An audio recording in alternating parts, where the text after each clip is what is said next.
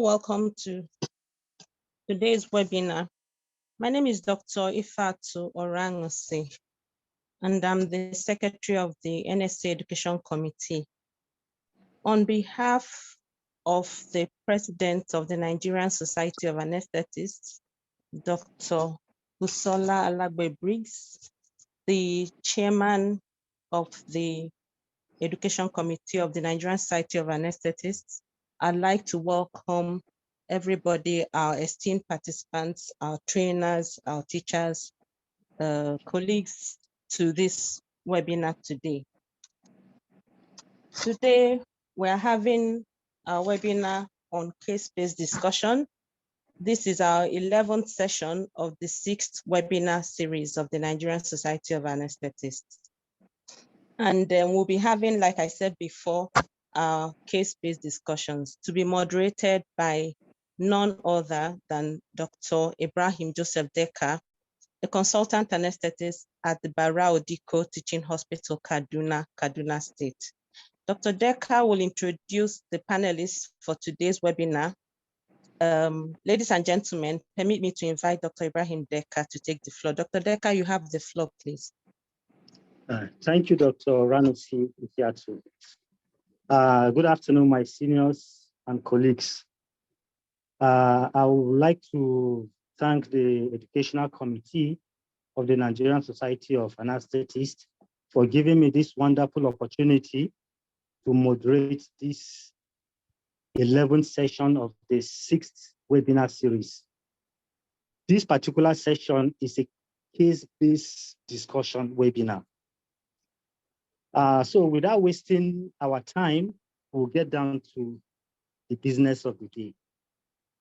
Some of the ground rules that we have today are that, one, we have to mute our mics. If we have questions, comments, and contributions, we can leave them in our chat box. And if we have time at the end of our discussion, we will see how we make attempt to address them. Before I go any further, I would like to introduce our panelists for the day and our residents. So I'm going to call our panelists in no particular order. First, we have Professor Chinwe Edith Okoli, a consultant anesthetist with Federal Medical Center, Umuahia, Abia State. We have Dr. Salahu Dalhat, consultant anesthetist, Aminu Kano Teaching Hospital, Kano State. We have Dr. Richard Ewa, a consultant anesthetist with Federal University Teaching Hospital, Abakaliki, Ebonyi State. And we have Dr. Okonna Friday, a consultant cardiac anesthetist and intensivist, the head of ICU, University of Nigerian Teaching Hospital, Enugu State. And we have some of the residents that are going to participate today. I will quickly just mention some of the ones that are present with us.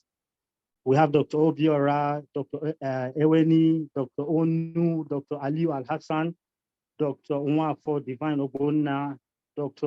Adenuga Oluwakemi, Dr. Sani Suleiman. I don't know if Dr. Naji, Dr. Ojoba, and Dr. Ano Okute Ifanyi are around. So, well, the protocols for today's case-based discussions are as follows. We have 20 minutes per case. We shall give the resident 15 minutes to respond to the question that is being thrown to him, and 5 minutes to the panelists. And in between time, you may have to pardon me because I may be interjecting to alert the residents and the panelists if time is going. Maybe if the residents spend 10 minutes I'll let them know that they spent 10 minutes, and if their time is up, I'll alert them. So also with the panelists. So I think with this, we can start the business of the day.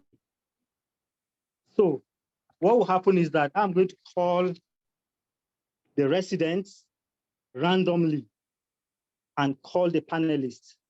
So if I call the resident and the panelist will take over the discussion and we'll set the ball rolling.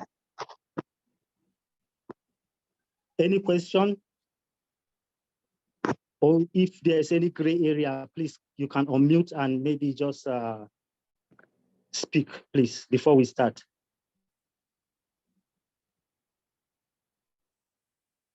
So I take the silence. We can just go ahead. I think So we can just go ahead for this. Yeah.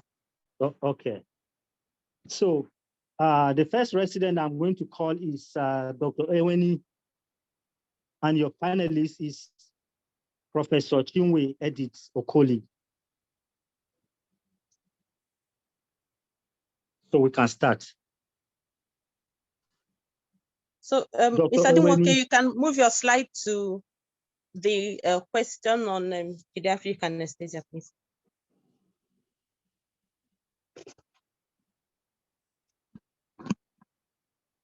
Next slide. Next slide.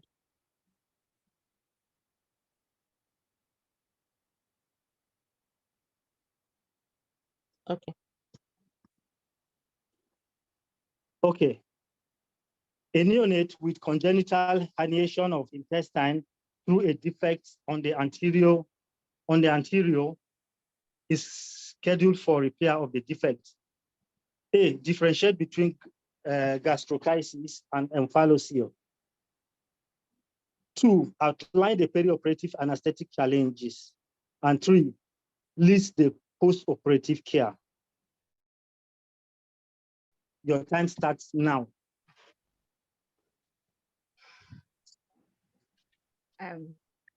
By way of introduction, gastroschisis is a congenital anomaly in which there is a congenital defect on the anterior abdominal wall, causing extrusion of the abdominal contents, majorly the guts.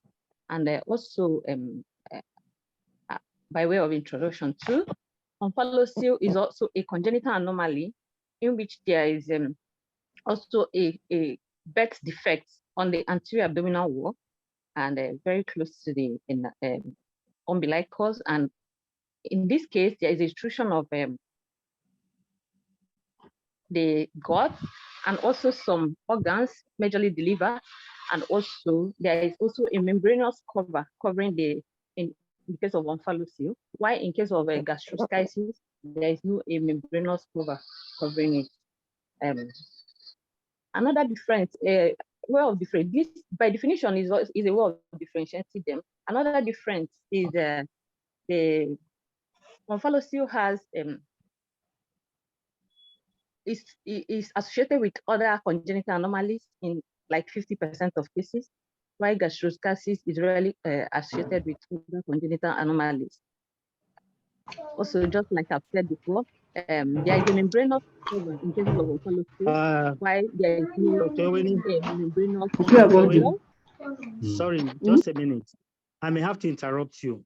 Professor Okoli has not joined us yet, you understand? So we may have to give another resident, you understand? Throw the next question to the next resident until she joins us. Then at least that will give you the opportunity to put your thoughts together. Is that okay? Okay, sir. Okay, sir. Thank you. Oh, all right. So the next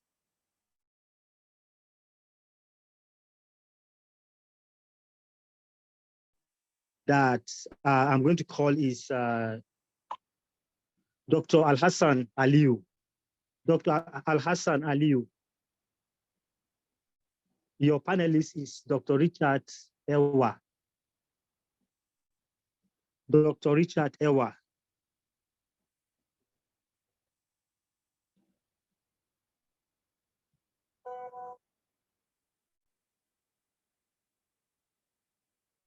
Please, let's go to the obstetric anesthesia slide, please.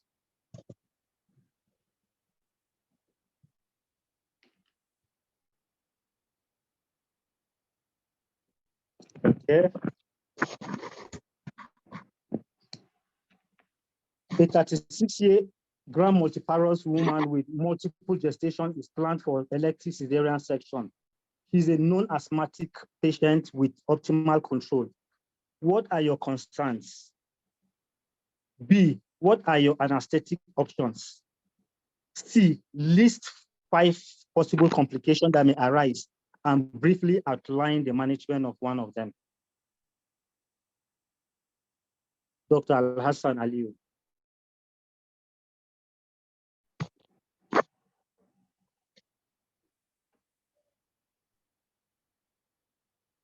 Dr. Al-Hassan Aliyu, can you unmute? Yes, sir.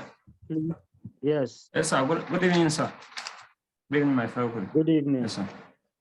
So this is a 36-year-old gram multiparous woman. She has multiple gestation. Yes. So we have some pre-operative concerns and intra-operative and also post-operative concerns. The pre-operative concerns include, one, she is at 36-year-old, although her, okay, sir. She's at 36-year-old. So we are going to look for any, this is an elective operation. We are going to ask of history, if she has any history of respiratory tract infection, asking for cough, difficulty in breathing, and then also chest pain, which may produce her at risk of any laryngospasm intra-op or post-operatively. And then also we are going to ask of history of if during the preoperative review, we are going to also ask of history of any difficulty in palpitations, and also any history of heart hypertension. In the hypertension, I'm going to ask of if she has any drug history and the duration, also if she is diabetic. Though she's a known asthmatic, we are going to ask of how frequent she used to have her attack and what medication she is using. And then also if there was any attack in recent time that necessitated hospital admission. Also, we are going to ask of if the drug she is using also has, maybe she's using prednisolone IV that is more than 10 milligrams, such that we are going to, she might be at risk of Addisonian crisis intra-op. Then also in the past, we are going to also ask of her past medical history, if she has any past anesthetic allergic reaction or anaphylactic, so that we'll take precautions. Then on examination, we are going to look for features of general examination, observing her from head to toe. Then also we are going to check for features of dehydration, fever, jaundice, and also leg swelling. Because this patient, though it's an elective cesarean section, she might have pedal edema. Then we are going to look for, in the cardiovascular system, we're going to look for her pulse rate to check for the rhythm synchronicity, and then also the rate. And now I'm going to check her blood pressure to make sure that it's within normal limit. And then also we're going to look for features of, we're going to, and in the chest, we are going to ask of her, we are going to check her respiratory rate, and then also auscultate the chest for any adventitious sounds. And then, sorry. Then also, we are going to check for her, we are going to do a airway assessment, checking for malampathy,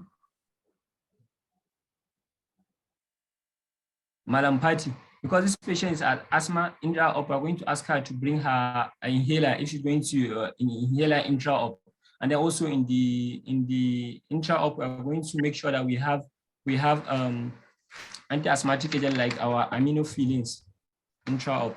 And then also this patient, when another concern is that we are going to make sure that intra-operatively, we are going to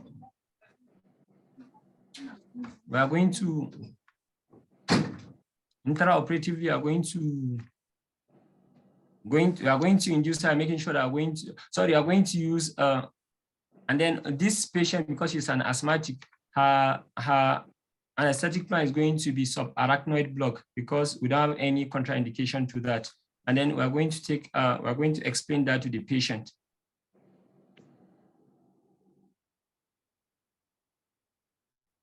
And then during and then we're going to make sure that she's going to have adequate analgesia intra-op with the spinal anesthesia we're going to give her. And then post-operatively, the surgical site will be infiltrated with local anesthetic agent. And then the B part, my anesthetic options include subarachnoid block. And then also we have combined epidural and spinal anesthesia. Then also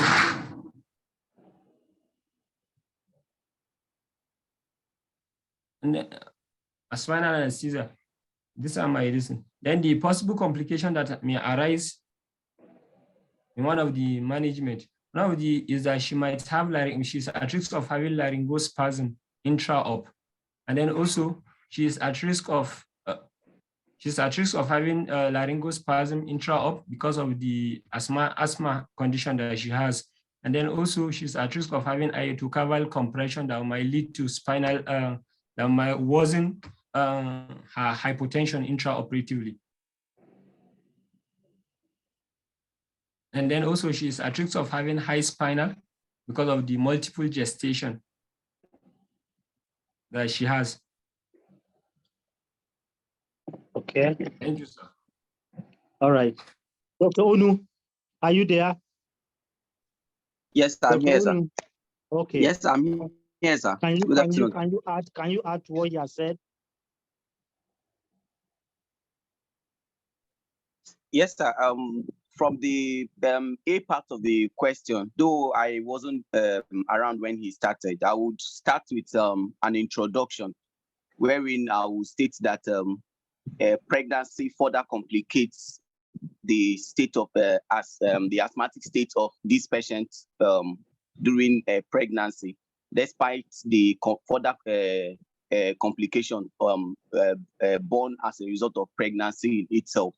Therefore, the need for proper management of this patient, and it's a multidisciplinary care that this patient will receive while coming in for delivery.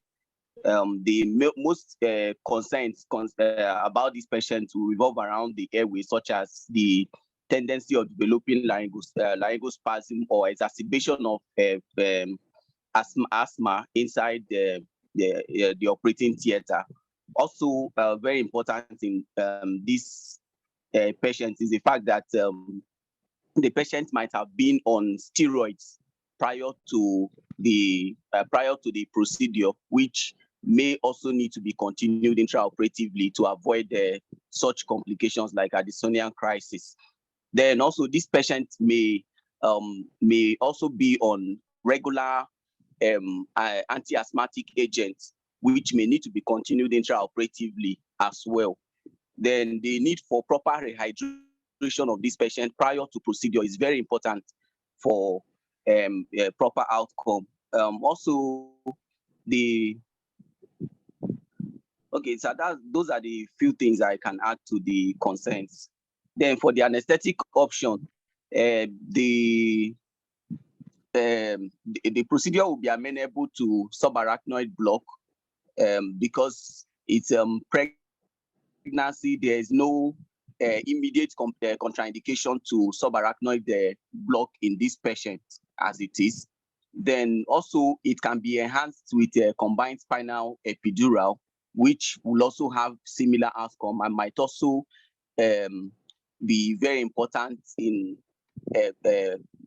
managing this patient to give a good synergy for both analgesic and hemodynamic control in this patient intraoperatively. Then at the same time also this procedure is amenable to general anesthesia. because the patient does not quite have any direct contraindication to general anesthesia. So I can use those 3 options for this patient. 10 minutes gone. Okay, continue. You have 5 minutes left. Yes, sir. For the complication, he has mentioned laryngospasm. I'll further say that post-operatively, this patient cannot even prior to intubation, is a patient to actually extubate awake, fully awake, and there might be need to use such steroids if intubation was a difficult one. Then also to continue the anti-asthmatic drugs if need be. So for this kind of patient, it's a patient to actually keep a closer look at, because there might be exacerbation of asthma even post-operatively as a complication to the anesthetic agent or the nature of recovery that the patient made in trial. I think that's the only one I can add further to it, sir. Okay. All right. Thank you very much. I don't know whether to add another resident or should I call your panelists to take over from here. Anyway, let me call Dr. Richard Ewa to take over from here. Maybe he may want to ask further questions or maybe make some comments. Thank you, Dr. Decker. Dr. Richard, sir. Can you hear me? Can you hear me, Dr. Decker? Hello, Dr. Richard, sir. Can you hear me? Yeah, I can hear you. Okay, thank you very much. Can you add your volume? I don't know if I'm the only one that can't hear you very well. Hello? Yes, the volume is low, sir. Can you go to your volume and just increase it?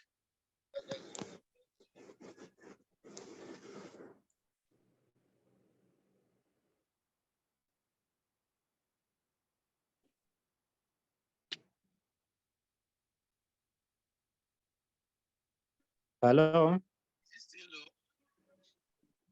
Go ahead, sir. Yeah. So the first candidate actually did well, but he mixed up so many things by discussing. But that was a good try. Can we hear him? No, We can't Dr. hear Ewa you. is not audible. No. Maybe he's using an earphone or earpiece. He can remove We it can't and speak we can't hear directly. him. Oh. Dr. Ewa, can you just remove your earpiece if you are using it and speak directly?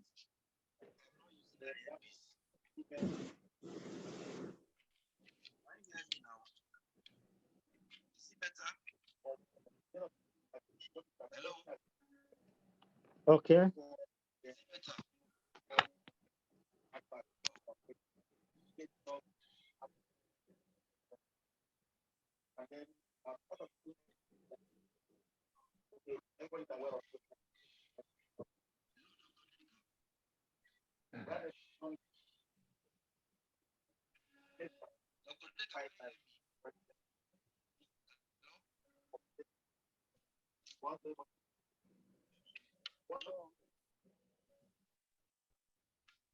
So what can we do about this? Because I can't hear him sincerely. He should exit and rejoin. So while he's setting while he's getting his act together, can I ask the residents 1 or 2 questions before he comes back? Okay, you can go ahead. Dr. Aliu, Dr. Aliu. Yes. Dr. Aliu. Yes, sir. Dr. Aliu Al-Hassan. Dr. Yes, Onu, I'm can with you you, hear sir. me?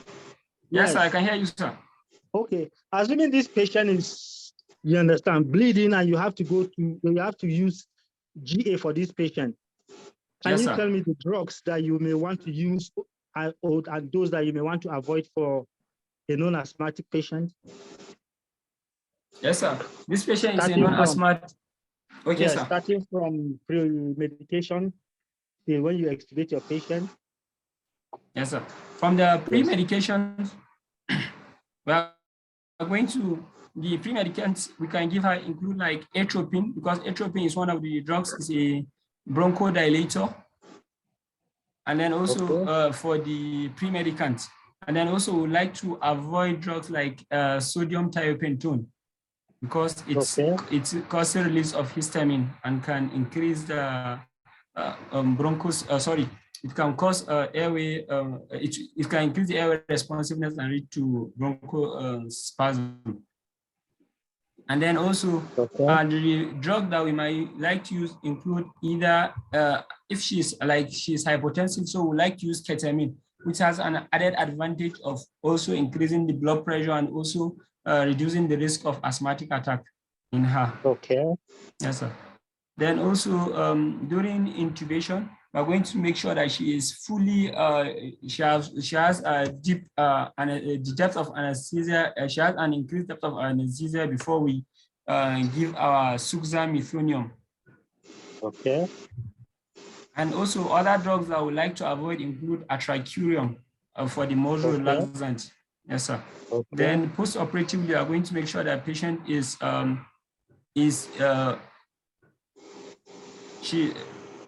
what about going to muscle activate her. Okay, yeah, yes, sir. What about your analgesic?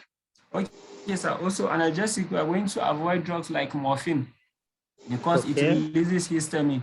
So we are going to use drugs like fentanyl. Though the giving of the opioids, we are going to give her after the delivery of the baby.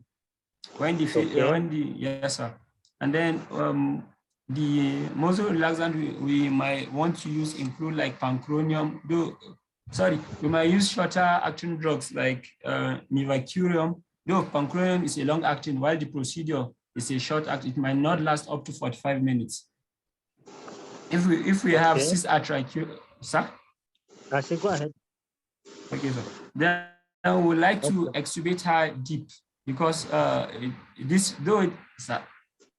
we like, based on her, she being pregnant, we like to extubate her awake, but because of the asthma, like control said, we should extubate her deep. I don't know which one to use, sir. Okay.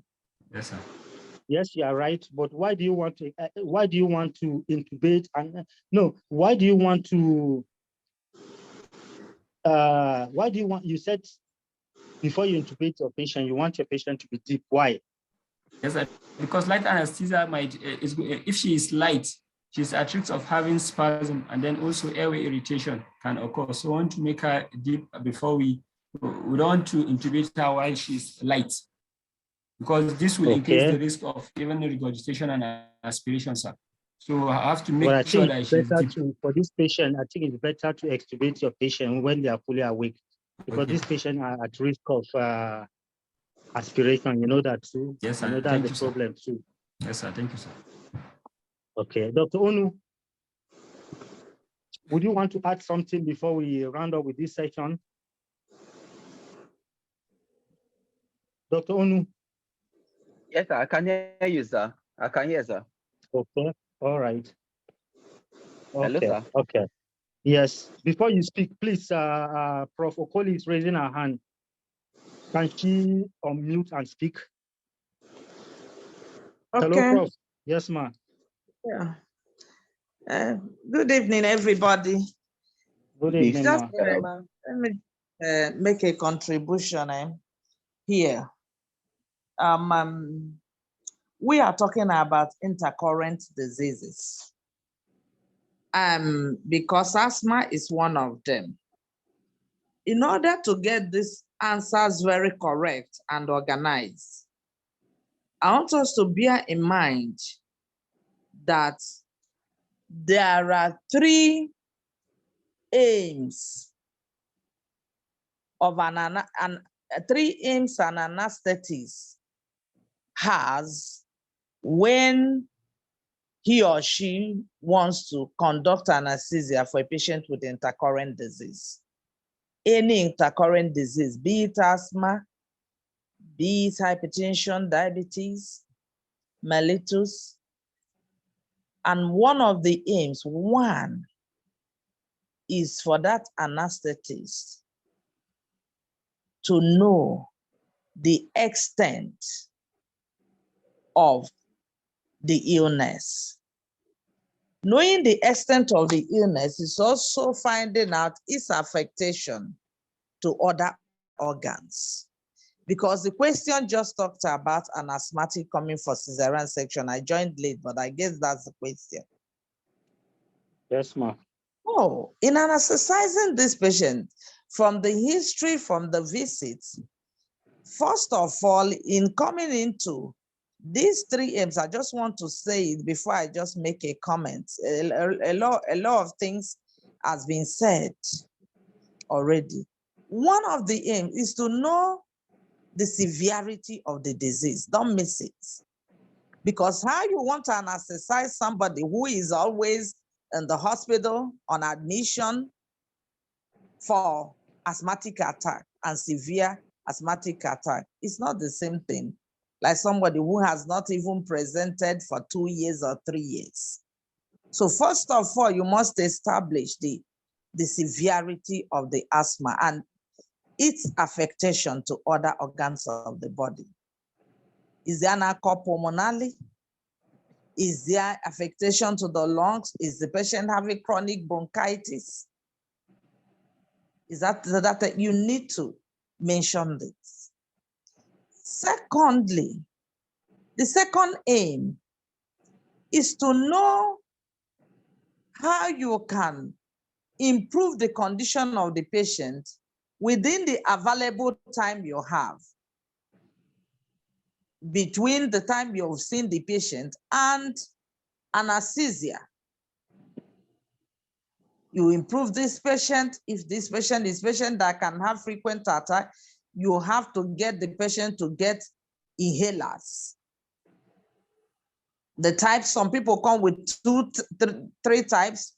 You know the severity. Because you know the severity, you know the type of inhalers to tell the patient to come to theater with. You prepare yourself. You may need even a pratropium bromide. Pratropium may be asked to be provided. The residents, they've said a lot about, I'm impressed about steroids. It's all part of it to improve the patient within available period, whether it's hypertension, whether it's diabetes. Then finally, is to engage anesthetic technique, anesthetic drugs, pre-operative management, post-operative, intraoperative management, and post-operative management that will be least detrimental to the intercurrent disease, to the patient with that intercurrent disease. So when you look at these 3 aims, you will organize your answers well. Like this question on asthma, if you're going to start it, first of all, as a way of introduction, is to explain, is to say what is asthma.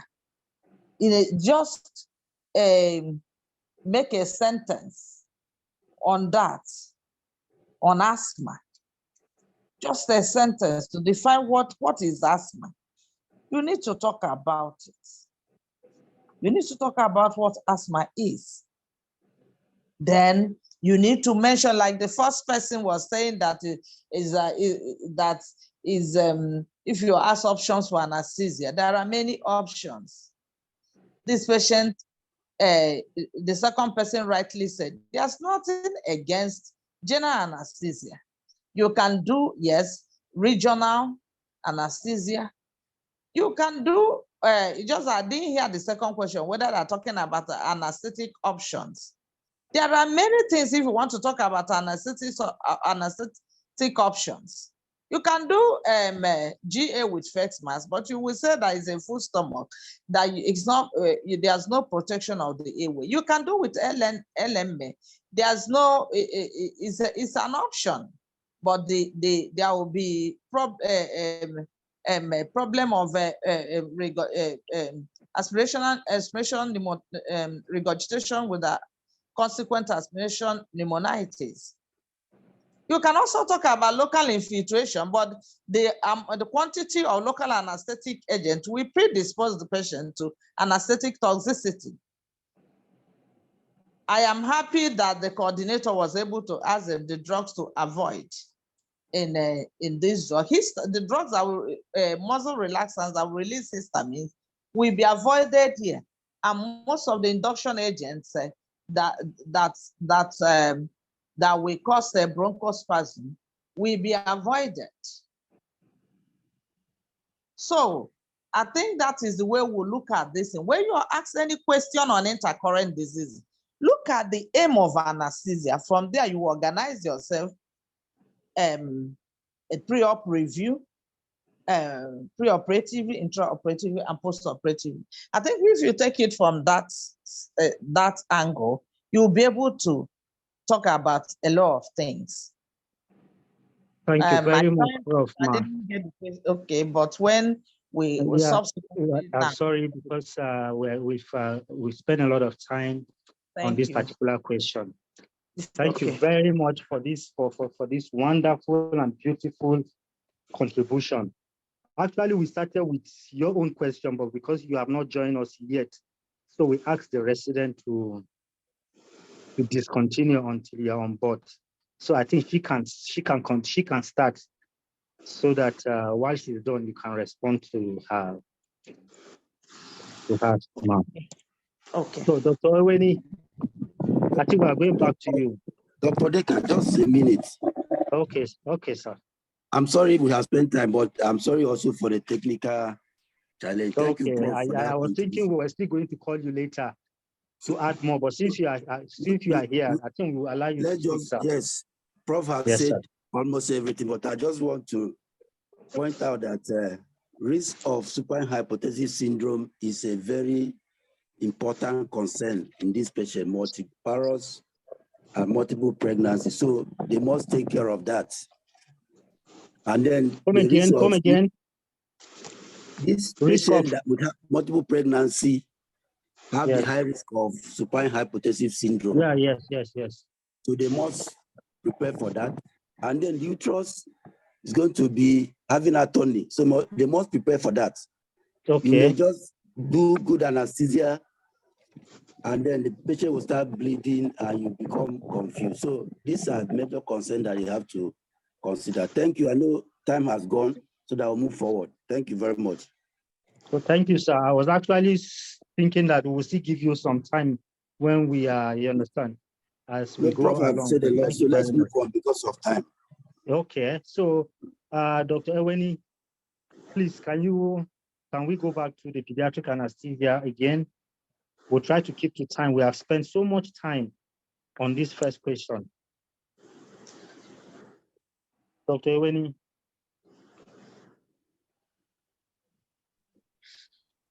Yes, sir. Yes. So I said a neonate with congenital herniation of the intestine through a defect on the anterior abdominal wall is scheduled for repair of the defect. Differentiate between gastroschisis and omphalocele. B, outline the perioperative challenges. And C, list the post-operative care. Okay. Prof is going to respond to you. Yes. Go ahead. By way of introduction, gastroschisis and omphalocele are congenital defects involving a defect on the anterior abdominal wall. However, there are differences between the two of them. For gastroschisis, it occurs at the right side of the abdomen, on the right side of the umbilicus, while omphalocele occurs at the center, just at the umbilicus.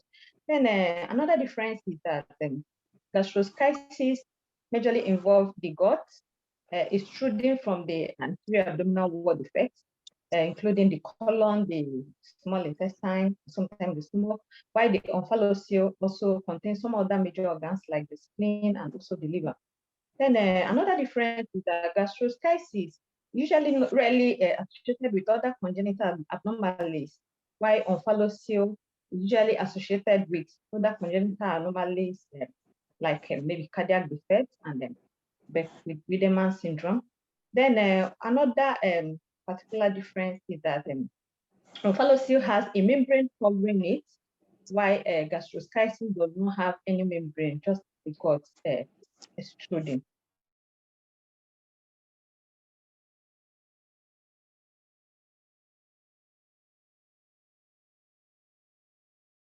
Cord attached to it, sometimes on the coda part, while gastroschisis is totally away from the umbilicus and is not attached to it. So to outline the perioperative anesthetic challenges these patients might have, preoperatively we have to consider that this child is a neonate, and we have anesthetic consideration in compared to their body. They have their edentulous loss, and they have a larger tongue to compare to the oral cavity. And because of all the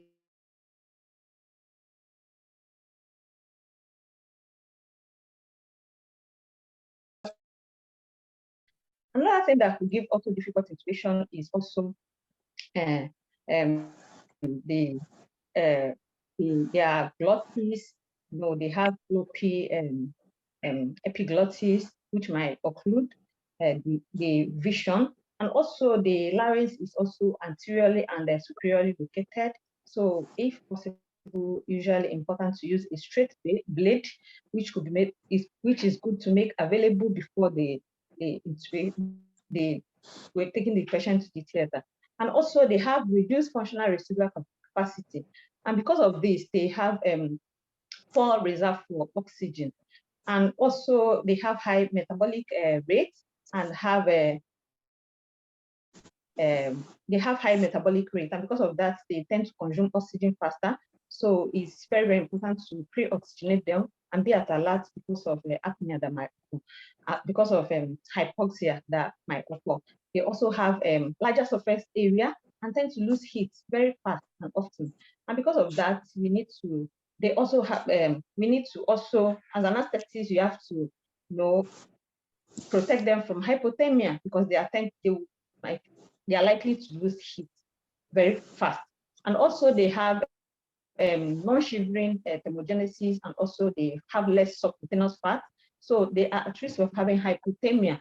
And because of this, we need to also warm the environment and make sure the fluid we are giving them are warm in order to maintain euthymia in this patient.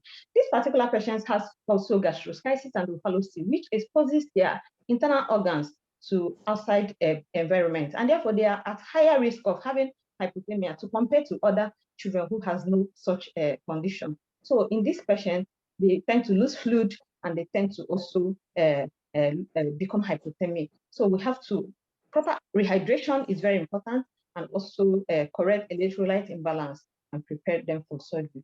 Intraoperatively, the patient, the theater, you have to warm the fluid, you have to consider the environment and use radiant heat warmer to prevent them from losing lots of the fluid. And because they are neonates, they also they are at risk of having fluid overload. So their fluid has to be calculated based on their deficit and maintenance, and properly rehydrate them and monitor them clearly.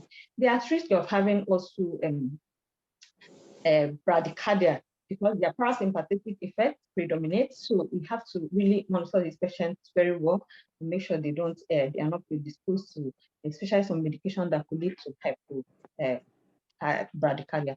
Then intraoperatively during for the surgery, the surgery they usually have this surgery to introduce those organs back into to the abdomen, and this could be a risk because it can increase the intra-abdominal pressure and also predispose them to having a respiratory arrest, and impinging on the inferior vena cava can also reduce cardiac output and affect their cardiovascular system. So we have to be at alert and monitor them very clearly. And if there is need, or if there's any respiratory issues that we detect, you have to communicate with the surgeons. Probably they might defer primary closure, and they use a stylus to be able to, later close them on instead of putting them on respiratory challenges. Then intraoperatively, the input and output should be monitored properly, and the monitors should also always be in place. We have to have complete monitor for them. We should have our ECG and also end-tidal and all the monitors required by the World Health Organization to be able to monitor the patient clearly and make sure that they have a better outcome. And post-operatively, you also have to monitor them because of this increase in intra-abdominal pressure. You have to keep the alert and monitor them, and they might have a respiratory embarrassment, just like I said. Also, proper monitoring and to detect any challenge that might also it. Also, we also have to monitor the temperature and maintain a euthymia in this patient, so that they won't have problem with hypothermia, then which could lead to delayed recovery and others. Then post-operatively too, if possible, if there is need, we can also transfer patients to neonatal ICU for proper post-operative management and keep monitoring the vital signs to make sure they come out with their outcome is good. Then the C question says the pre-operative care, post-operative care for this patient. So the post-operative care, we have this patient, first of all, is have to proper monitoring of the vital signs in the recovery unit. Make sure that the intra-abdominal pressure is not raised, and be able to detect it early and take proper action, being able to communicate with the surgeons. Also, the temperature control is very important, and fluid management is also very important. Input and output monitoring is very, very important in this patient. And then we also have to possibly, if possible, monitor them in the neonatal ICU to make sure they have better outcome. Then pain management also is important because it's an abdominal surgery. So you have to properly manage the pain, if possible, use of opioid to manage their pain. So, because pain could also lead to, could also affect the vital signs and also lead to maybe a problem with respiration. So we have to properly control the pain. And I think that's all I have to say about this. Thank you, sir. Okay, thank you very much. Okay, Dr. Nwan for Divine Ogbonna, are you there? We still have time. Dr. Nwan for Divine Ogbonna, can you unmute? Dr. Nwan for Divine, are you there? Yes, sir. Okay. Can you add to what Dr. Owenis said so far? Yes, sir. In a post, what she has said everything now, to differentiate between gastrophysis and omphalocele. Then in outline of the perioperative management, I felt that taking the patient, the transport of the patient is also very necessary.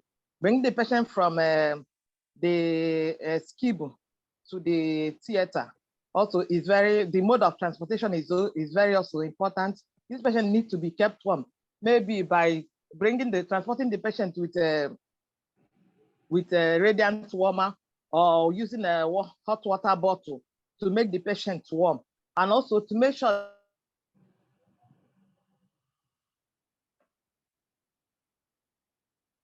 that the theater is kept at a thermoneutral condition by offering the air condition, warming the blood and the and also warming the fluid. And also the fluid management of this patient is very, very important. And this child being a neonate, there is need for giving this child. We need to calculate the deficit, we need to calculate the maintenance, and also we need to also calculate the insensible losses to be able to give the patient adequate fluid. And also we need to also give the patient volume for volume of the blood that the patient has lost. And in the list, number C, list the post-operative care. In this post-operative care, we will still maintain this patient, we will still keep this patient warm, maybe by wrapping this patient in a blanket or using in a blanket, and also all the fluid that we still give doing in the recovery room, in the PACU, or in the ward within the 24 hours, at least supposed to be warm, and we make sure that this patient does not we're able to prevent hypothermia from this patient. And also the pain management in this patient is very, very necessary. We need to keep this administer multimodal analgesia for this patient because it's very, very necessary. So and also if possible, we have to, since this patient is a neonate, it's better to give this patient oxygen at least for the minimum of 12 hours and with also close monitoring. So that's all that I can add in what she has said. Okay, thank you very much. Okay, so I think I would like to give the floor to Professor Chinwe Okoli to engage the residents. Prof. Ma. Oh, you're welcome. They made a very, Dr. Ayeni and the second doctors, they made very good attempts. But I quickly want to say that in differentiating omphalocele and gastro cases, there are three major differences to note. Though she mentioned some, most of them, but she's made them to be many, but three main. One is location of the hernia. Two is presence or absence of hernia sac. Three is presence or absence of other congenital anomalies. This is how the marking scheme will be made. Locations, the gastro cases is not on the right side. The standard word is that it is lateral. It is located on the lateral side of the, it may be right, it may be any, usually it will be right, but at times it may be the other side. But it is lateral to the umbilicus, the gastro cases. Why the omphalocele is not at the center, is at the base of the umbilicus. So that is about location. Then presence or absence of hernia sac, she mentioned it. Gastro cases, we have gastro cases will not have hernia sac. Omphalocele, we have hernia sac. Then omphalocele is associated with congenital abnormalities. It's also good to mention them, such as trisomy 21, bladder abnormalities, cardiac abnormalities. Then at times also diaphragmatic hernia occur with them. And that is why the mortality is actually higher in omphalocele. So these are the three things to consider. In this exam, it's usually good to be well organized with your information. The two doctors, they have a lot of information. I think it's now to put it well so that you don't keep on writing the same thing and wasting the time, just like we're having time problem here. the major problem in these exams are also time. The timing. Okay. So they've mentioned most of the things, but I'm also impressed that she mentioned about heat loss and that these patients, there's even worse heat loss because of the intestine and viscera that are exposed. Usually, the major consideration for this condition, for whether gastroschisis or omphalocele, that's consideration concerning the condition. One is hypothemia. Two is dehydration. Three is infection. There are three major concerns about them. Because of those intestines that are out, the viscera, you have these three problems. And these three problems we superimpose on already physiological considerations for pediatric patients. So that is why attention must be paid to details in keeping them warm, like two of them they've mentioned. From the transport, from transporting them from Skibu to the theater, putting them in thermoneutral environment in the theater, warming of that fluid, and the area they will be transported with the incubator. These are all the considerations. And another two major considerations also concerning neonates, consideration due to the age neonates. I've mentioned consideration due to these conditions. The cardiovascular system must be mentioned, that they have fixed cardiac output and a stroke volume is fixed.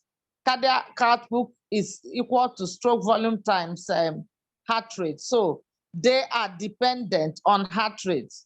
So attention must be paid to ensure that factors that will decrease the heart rate should not occur. Therefore, precordial stethoscope must be on these babies. And also that the sympathetic system, sympathetic nervous systems in neonates are not well developed. So they have overriding parasympathetic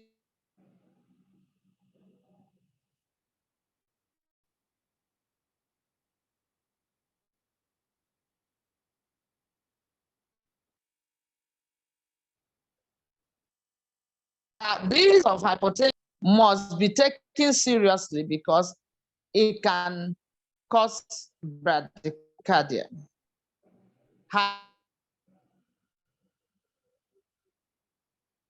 Hypovolemia, all of them must be avoided. So cautious use of fluids. Like the second doctor said, proper calculation. That's a protocol must be drawn. That protocol will contain everything, doses of the drug, because the organs are not well also developed. Also, the respiratory system is very important to mention. That decrease in functional residual capacity and the increase in oxygen consumption that these things predispose them to easy desaturation. So the pre-oxygenation is mandatory. And they have also best optimum intubation, where you need an experienced anesthetist. Is not a patient you will use to teach a resident to intubate, or a young registrar, a young senior registrar who is not really very competent, is not a patient to intubate because of the easy desaturation. They've mentioned a lot of things about difficult this thing. It's also good if they know that they the narrowest way, part of the airway is at the cricoid level, as against the glottis opening in adults. But that's this thing. So I think there's need to pay attention to considerations in generally in pediatric anesthesia. So another preparation for this patient, coming to intraoperative preparation, is also to know that nitrous oxide must be avoided even where it is available, because it's going to distend those bowel loops. It should be avoided. And secondly, it's also to be noted that even when you don't use muscle relaxant for intubation or anything, it's also part of the preparation is that you must have muscle relaxant for the stage, at the stage of returning those viscera into the abdominal cavity. You need it's important to have that consideration that you must apply a muscle relaxant at that time. She also mentioned two-stage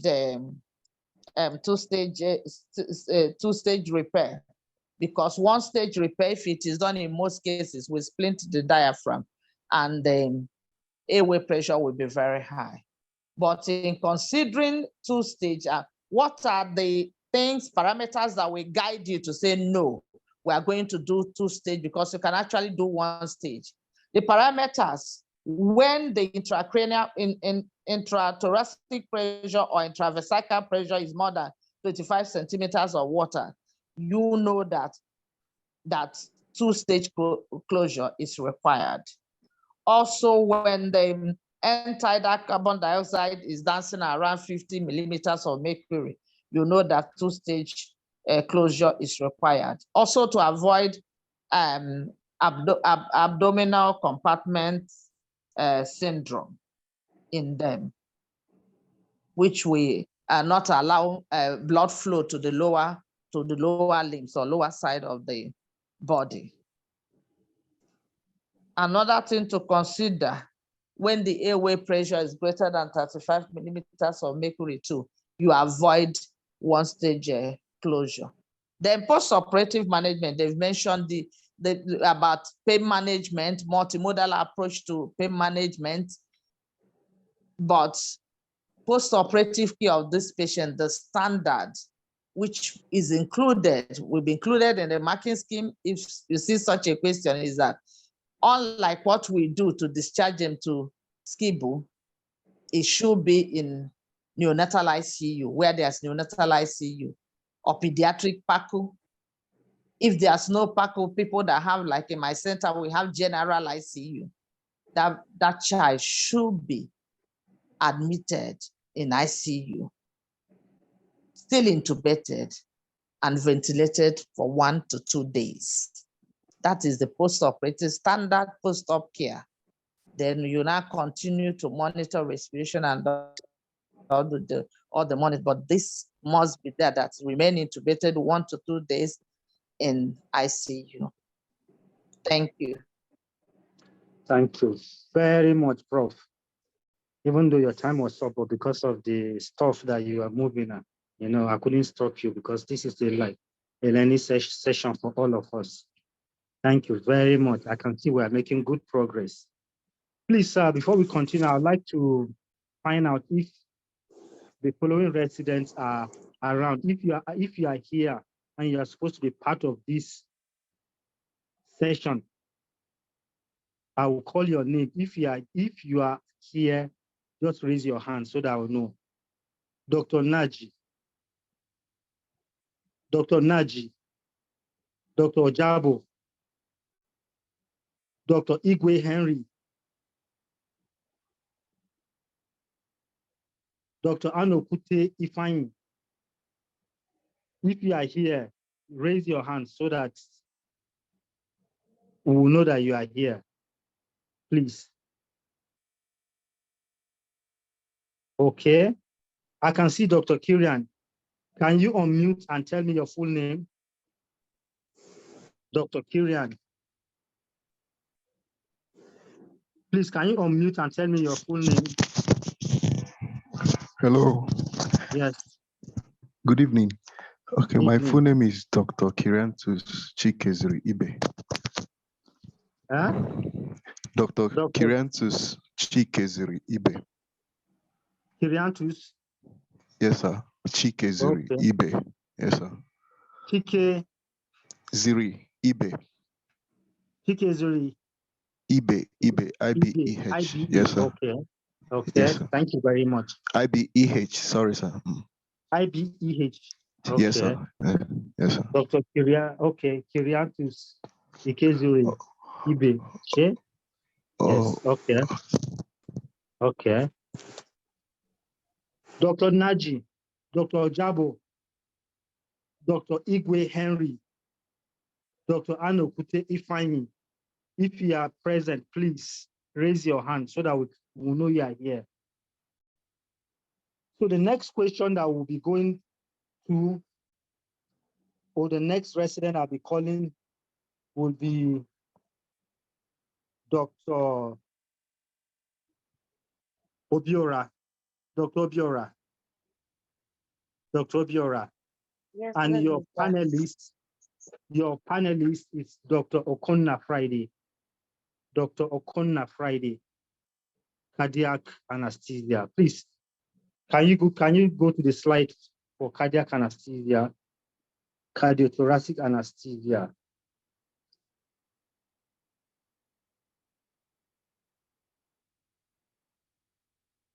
Okay. Okay. So, what are the indications for a pacemaker insertion? That's A. B, briefly outline your anesthetic management of a 65-year-old with pacemaker for bilateral polypectomy. And C, what is asynchronous pacing? Okay, thank you very much, sir, for the question. Okay. So, as a means of introduction, a pacemaker is a device that is used to Dr. control. Naji, I've seen you. Okay, continue. A pacemaker is a device that is used to control an irregular heart rhythm. Patients with this device represent unique challenges to the anesthetics. So therefore, you want to adequately select your patients and pre-op assessment of this patient to ensure you plan. So indications for pacemakers would depend on the primary indications for pacemaker insertion will depend if the pacemaker is a permanent pacemaker or a temporary pacemaker. So for indication of them, you have patients with cardiac diseases with the ateroventricular conduction defects. Those are patients with type 2 heart blocks. Patients with third degree heart blocks are patients that are at risk, or those are patients that you want to insert the pacemakers for. So the big question, briefly outline your anesthetic management of a 65-year-old with pacemaker. Okay, so anesthetic management for a patient in a geriatric population has its own unique challenges because of the reduction in a lot of functional residual capacity that occurs in that age, and presence of comorbidities also in that age. So consideration would require multidisciplinary approach between the anesthetics. This patient is coming for bilateral polystectomy, so the anesthetics, the surgeon, and the anesthetic, the surgeon, and the cardiologist. So for these patients, you want to have approach it with history taking of the patient, examination of the patient. For your history taking of this patient, you'll be finding out what kind of pacemaker device does this patient have. This pacemaker, is it functioning? Was it functioning optimally before surgery? And what exactly does it do? Does it sense the chambers? Does it pace the chambers? What kind of background medical condition necessitated the insertion of these pacemakers? So after you have found out all that, you want to examine this patient to examine the cardiovascular status of this patient, then after you examine the patients, you want to examine the cardiovascular status, check the pulse, then you do an airway assessment of the patient. Airway assessment of the patient, because it's elderly, you want to check what's any edentulous in this patient. Some of them might have dentures inserted. So you want to ascertain that you do not have dentures. You want to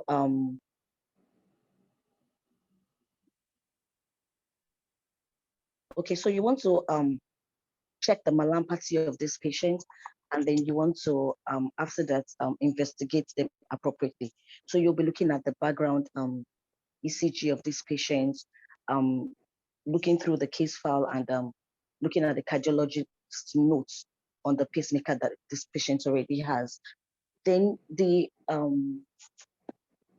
ASC of this patient should be at least an ASC 3. Should be an ASA 3, after which you want to draw a plan for the patient. So in your anesthetic plan of this patient, you want to cancel the patient on fasting guidelines. You want to look through the drugs and see if there is any one of the drugs you want to stop before surgery. You want to obtain informed consent, and then you want to obtain informed consent, and then you want to bring patients to theater. So intra-op management of the patient, you want to ensure that you have done a cockpit drill, your intubation kit is complete, your emergency drugs are drawn, withdrawn, and labeled. Then you want to ensure that monitors are attached to these patients. After which you want to now do conduct of anesthesia proper. You want to do the conduct of anesthesia proper. So you want to do an anesthetic technique. For my anesthetic technique, I want to do a regional anesthetics for these patients.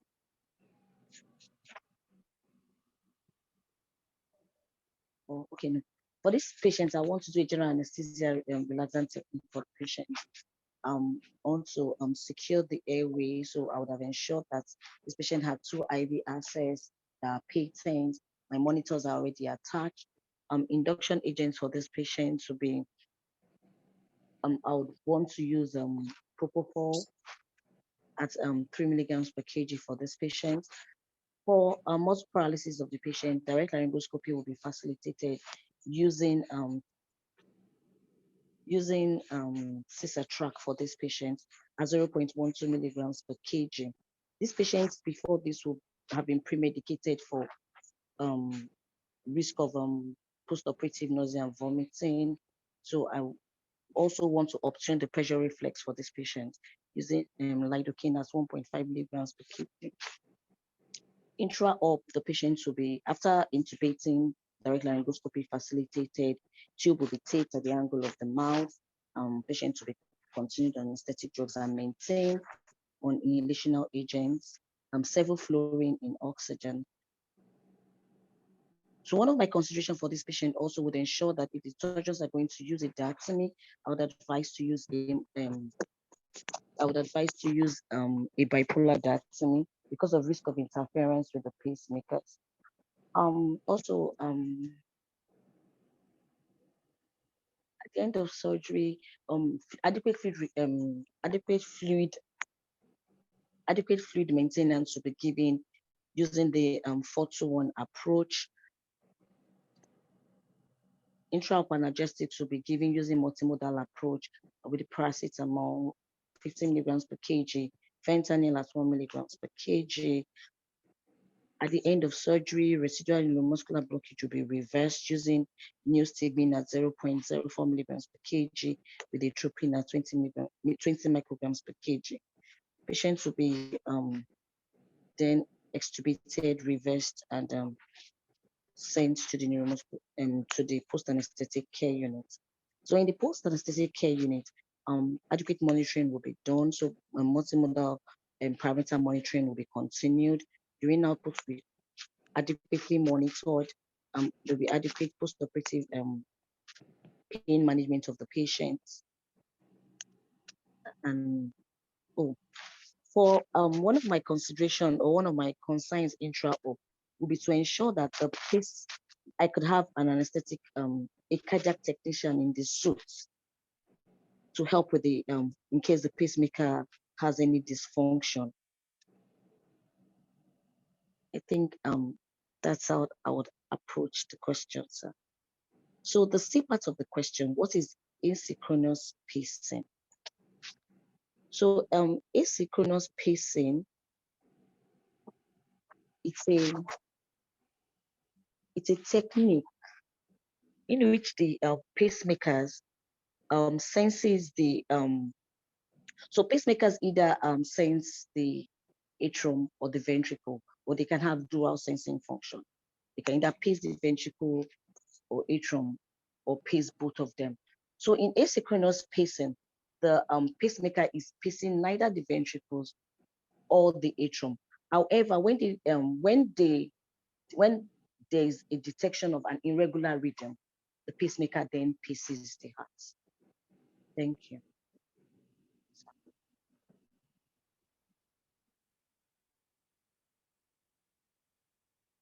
Okay.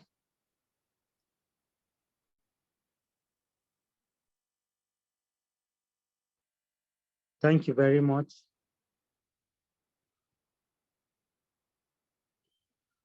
Dr. Sani Suleiman. Dr. Sani Suleiman, if you are there, can you unmute and add to what you have said so far? Dr. Sani Suleiman.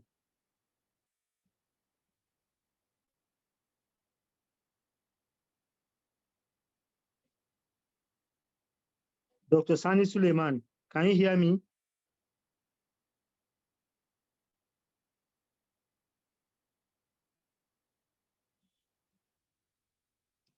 Dr. Ibe. Dr. Kiriatus Ibe.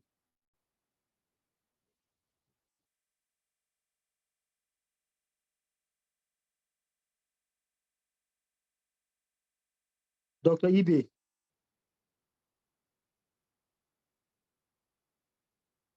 Can you hear me? Or is it the network from my side that is making? We can hear you. No, we can't. Okay. We can't. No, we can hear hear. you from your phone. Okay. It's very Dr. Sani clear. I Suleiman. think it's from the person. Okay. Dr. Sani Suleiman, are you there?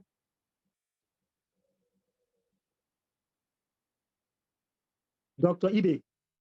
Dr. Ibe, you raised your hand just now. So I believe you should be with us. Or is it that the question is too hard for you?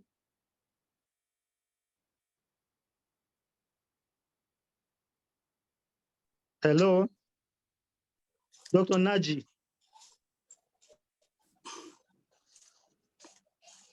Dr. Naji. I think some of them are not with us anymore, like Dr. Kirian. He seems to have left. Sorry, sir, I'm with you, sir. Can you hear me, sir?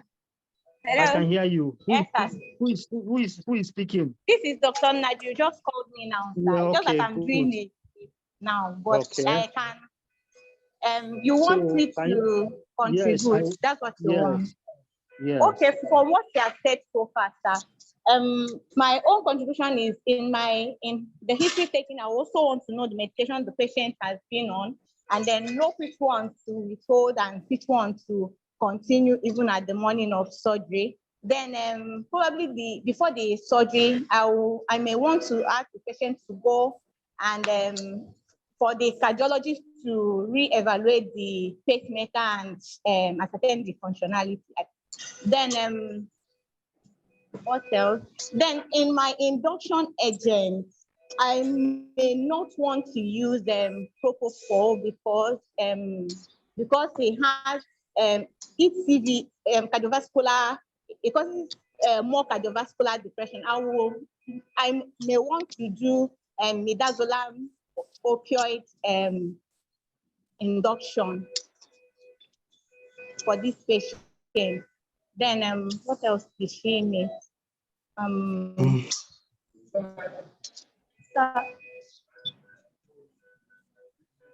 so sorry, sir. I'm running a test now and they need my attention. I'm so sorry. Maybe I'll join later. No problem. We'll still I'm so sorry. call on you.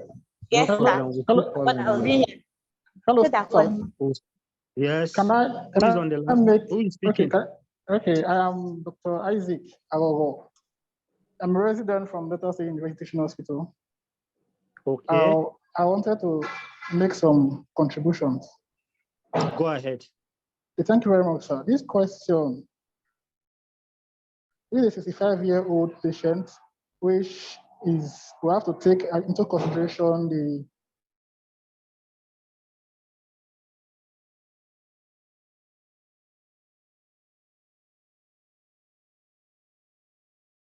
so there will be shared airway and shared access with its complications, which can lead to inadvertent dislodgement of the breathing tube and the need to be very watchful. And with this consideration, I may want to use a tube with a smaller size compared to, I may want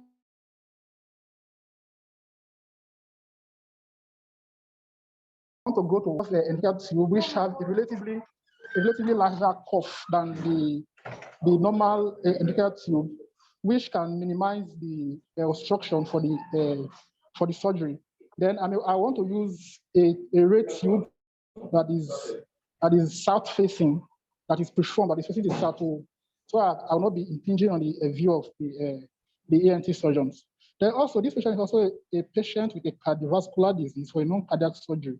So I would like to do my metabolic equivalent for this patient. I will see to assess the left ventricular function, because the abnormalities there can impinge seriously on my anesthesia, especially when there is hypotension and the need for the left ventricle to compensate for all those. So all those are going to be, and also this is a patient I want to do my Goldman risk index for, and it will give me an idea of how risky the surgery may be. I think these are my few additions added to what my colleagues have said. Thank you very much, sir. Okay, thank you very much. So I would like to call on the panelists, Dr. Okonna Friday, to engage you, the residents. Sir, the floor is yours.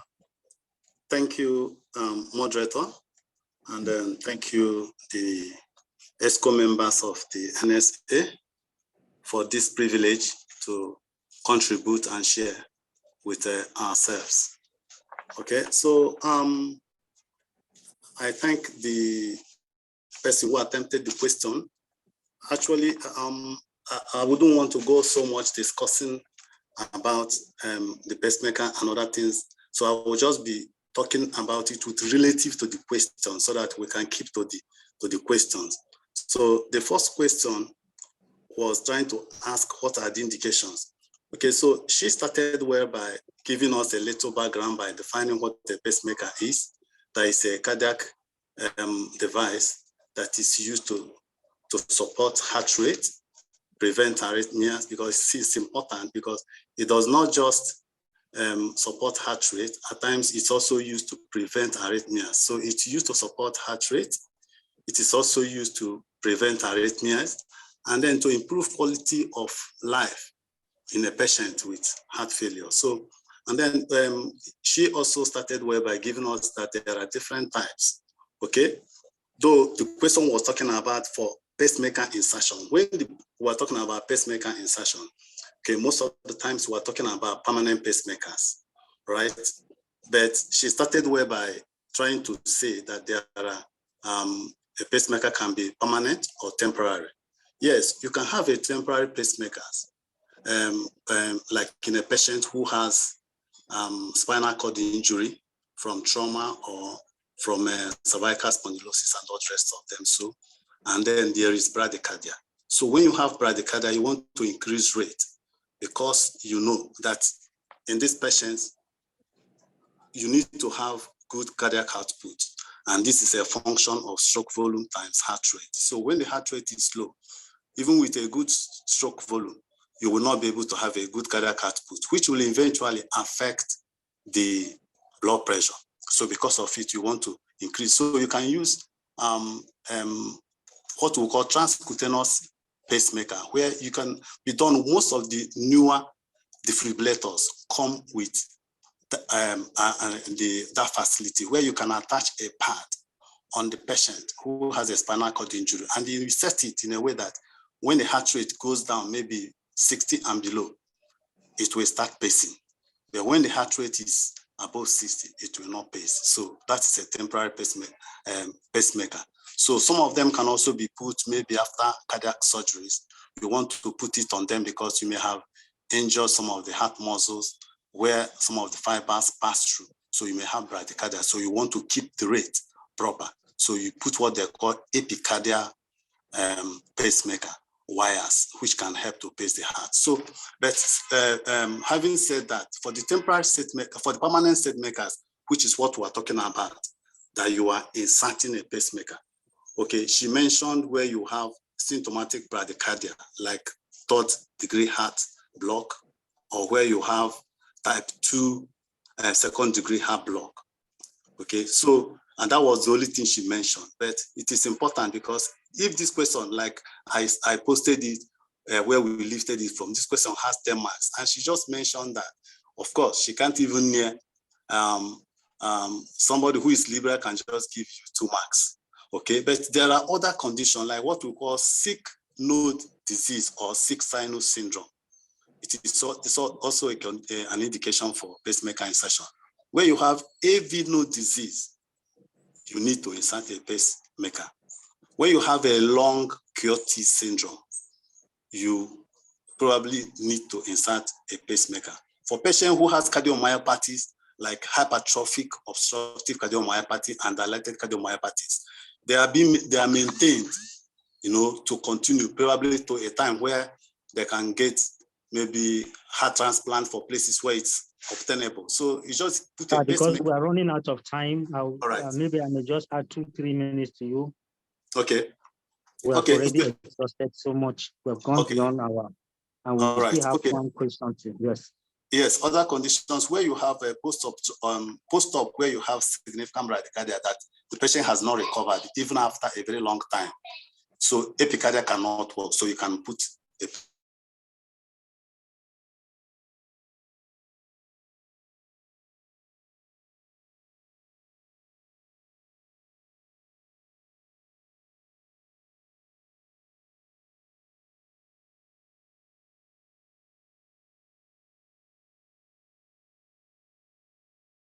What type of pacemaker is this person carrying?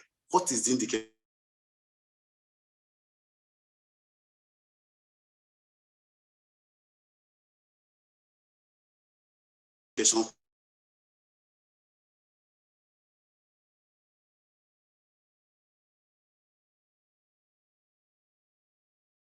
For patients and be seen from 12 lead ECG that tells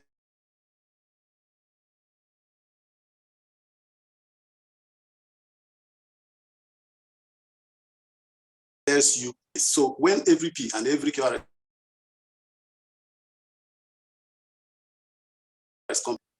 pacemaker. So for the he said we need to bring in a programmer or a cardiologist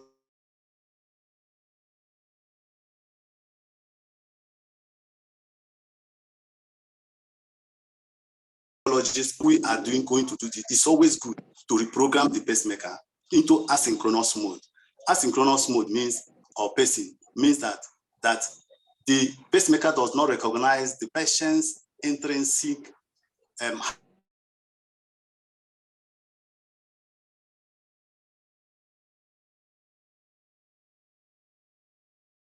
heart rate. drug that is causing tachycardia.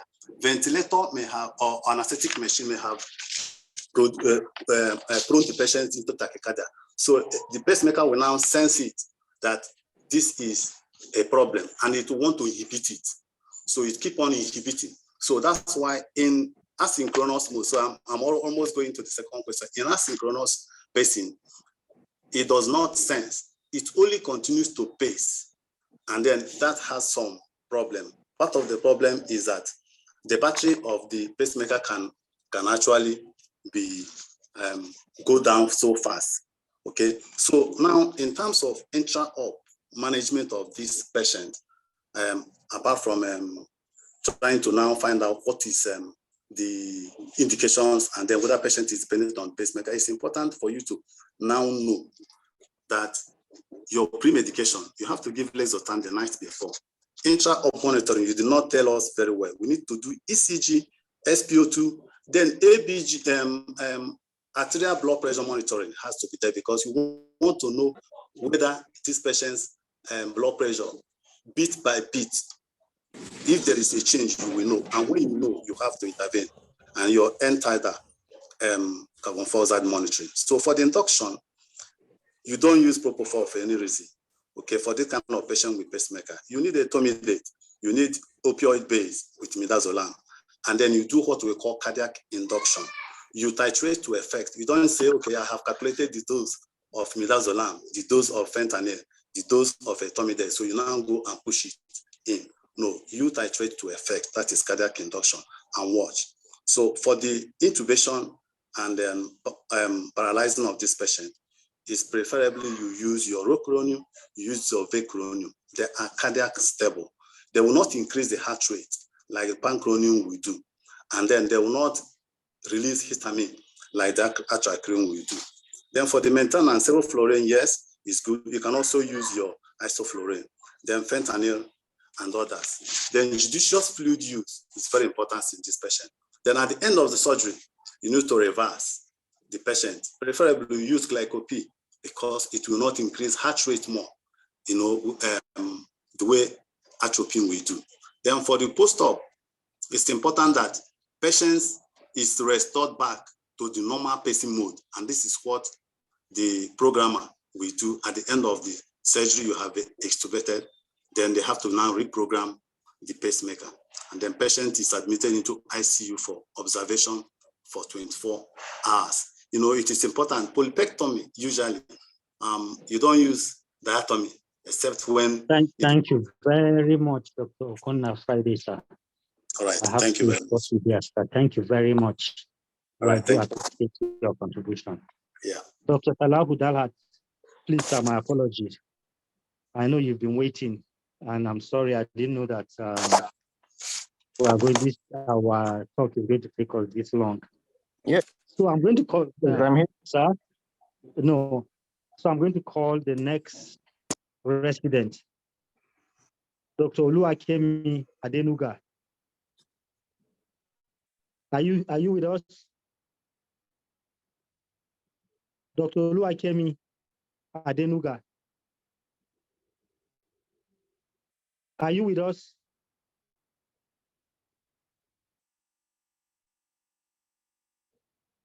Dr. Ibe. Dr. Ibe. Dr. Naji. Dr. Naji. Dr. Naji. Yes, sir. I'm here, sir. Okay, you are going to take the next question. Okay, sir. Yes. And your panelist is Dr. Salahu Dalhat. I'm on a mock. What? NS. Okay. Please, can you, it seems as if your background is a bit noisy. Can you handle that? Yes, sir. So let's go to neuro anesthesia. Let me put there. Look at this one, please. Please, guys. Okay, sir. We'll get right to you now.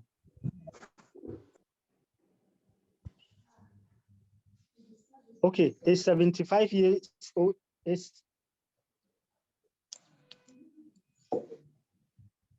okay, a 75 years old man with a long-standing hypertension and type 1 diabetes.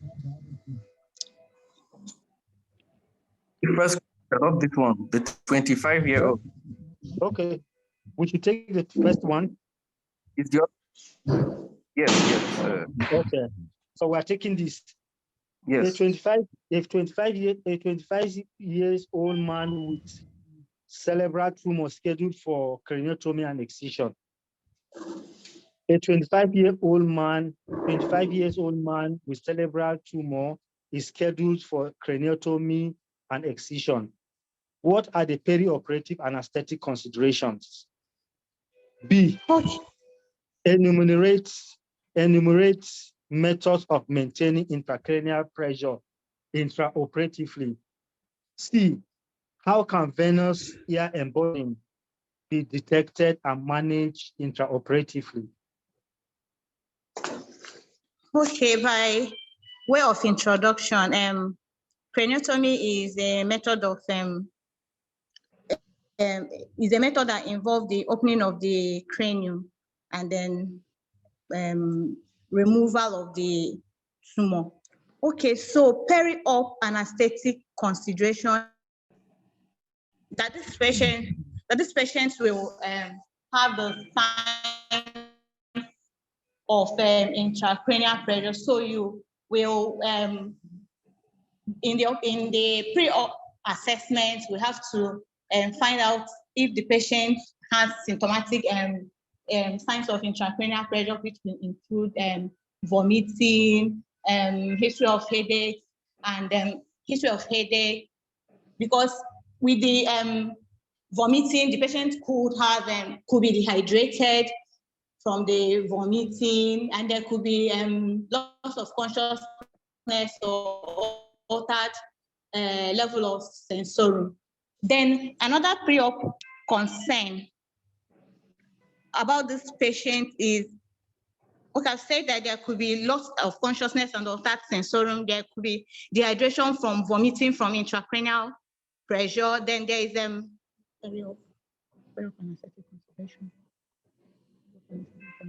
okay, then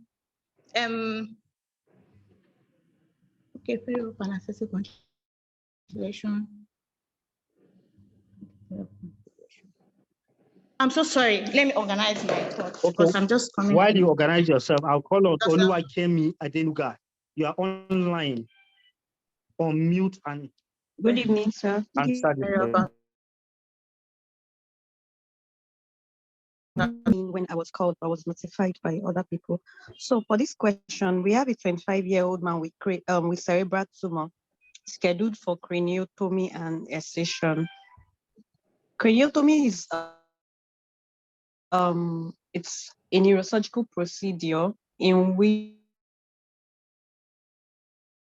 removal of a growth or benign.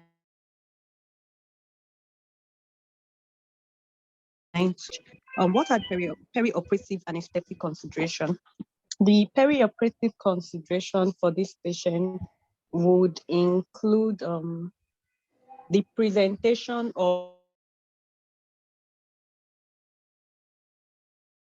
the patient prior to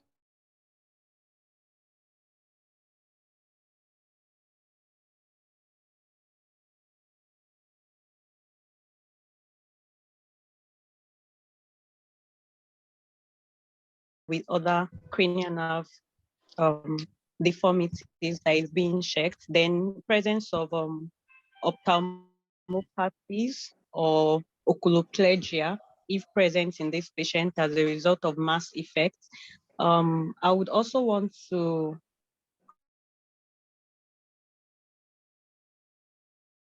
the patient can continue preoperatively and the one that should be stopped prior to the surgery. Then intraoperatively, I would want to prepare for